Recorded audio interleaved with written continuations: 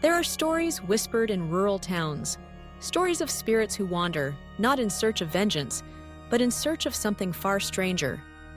This is the true account of Michael and Sarah Thompson, a poor farming couple in the deep countryside of Mississippi during the late 1970s. They lived in a small wooden house with their 3 children. The youngest, a little boy named Tommy, was only 4 years old, small, frail, and deeply loved by his family. Life was harsh.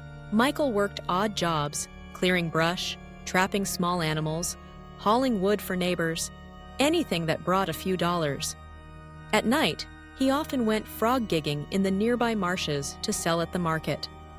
It was exhausting, but the family survived. Sarah, his wife, stayed home with the children. Her days filled with endless chores. One night, while Michael was out at the marsh, Sarah was sitting by the kerosene lamp, mending clothes, when she heard her children begin to cry. Their wailing cut sharp through the silence. She rushed to the bedroom and froze. At the window stood a tall figure, broad-shouldered, towering, its face hidden in shadow. Its voice was deep, foreign, almost guttural, like broken English. "Give me the boy. Let me raise him." Sarah's heart nearly stopped. Her youngest, Tommy, sat clutching the blanket, eyes wide in terror. Sarah screamed, clutching the child to her chest. "No! Leave us alone!" The figure said nothing more. It simply turned, dissolved into the darkness, and was gone. When Michael returned hours later, he found his wife pale, trembling, the children huddled together. Sarah told him what she had seen. Michael, though shaken, tried to reassure her. Maybe it was just someone passing by. Don't frighten yourself. But inside, dread gnawed at him. The following night, Michael went out again. Once more, the children's cries erupted. Sarah, terrified but determined, ran to the window. The figure was there again. The same towering silhouette. The same voice. Louder now, more insistent. "Give me the boy. He belongs with me." Sarah screamed for help, clutching Tommy. The figure did not break the glass, did not move forward. It only stood there, staring, its presence filling the room with suffocating dread. Then, just as suddenly as before, it vanished. When Michael came home, Sarah told him everything. Anger and fear boiled inside him.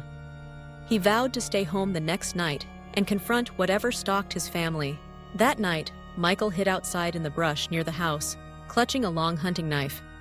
The moon was high, silver light spilling over the yard. Hours passed, the insects singing. Then, near midnight, the children's cries cut the air. Michael's blood went cold. Slowly, a tall figure emerged, clad in what looked like an old uniform, pale, foreign, resembling the garb of long-dead soldiers. Its skin glowed faintly, almost translucent, and its boots made no sound on the dirt. It walked straight to the window, staring at Tommy's room. Michael burst from the bushes, knife in hand. He charged, shouting, but in his panic, he stumbled on a root, crashing to the ground. When he looked up, the figure was gone. The yard was empty, silent. Inside, Sarah clutched the children, her face ashen. They both knew this was no ordinary intruder. Determined, Michael tried again the next night.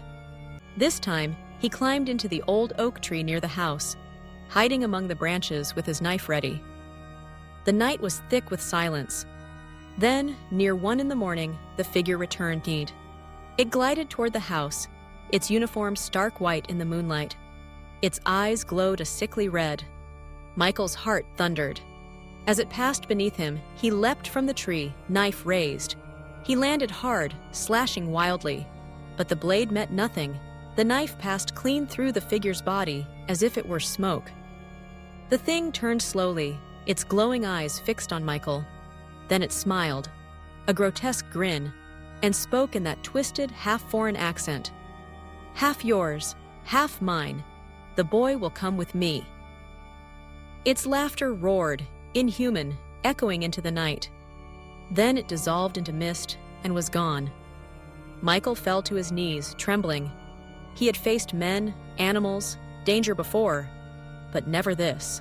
The next morning, exhausted and shaken, Michael and Sarah sought help from an old spiritual healer in town. After hearing their story, the old man grew grave. "What you face," he said, "is not a living man. It is the restless spirit of a soldier, likely foreign, long dead, with no grave to call his own. It envies the living and wishes to take your boy. If you do nothing, it will return until it succeeds." He instructed them to search their land. "Spirits cling to where their bones lie. Find where it rises, and you'll find what binds it." That night, Michael thought back.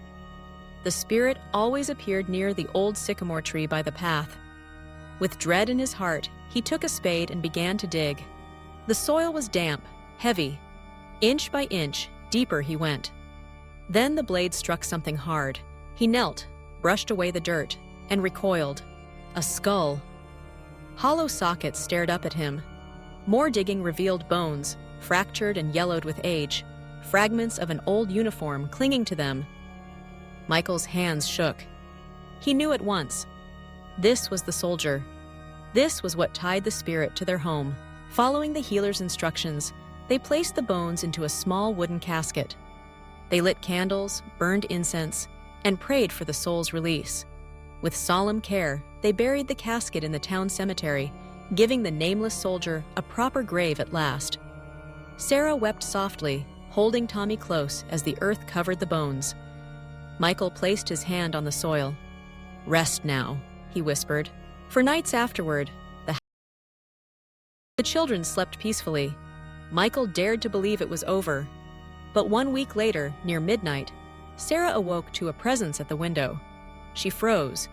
The soldier was there once more, his form clearer, calmer, no longer twisted in rage. He looked into the room, not at Tommy, but at both parents. In a voice softer now, almost human, he said, "Thank you for giving me rest." Then, with a faint smile, he faded into the night. From that night onward, the spirit never returned. Tommy grew up safe and strong. The family never forgot what they had endured, and they never forgot the rule the healer reminded them. The dead do not always want vengeance. Sometimes they only want to be remembered, to be laid to rest. This is a true story, passed down exactly as it happened. If you found this haunting tale chilling, don't forget to like, share, and subscribe to True Ghost Encounters. Your support keeps these real ghost stories alive.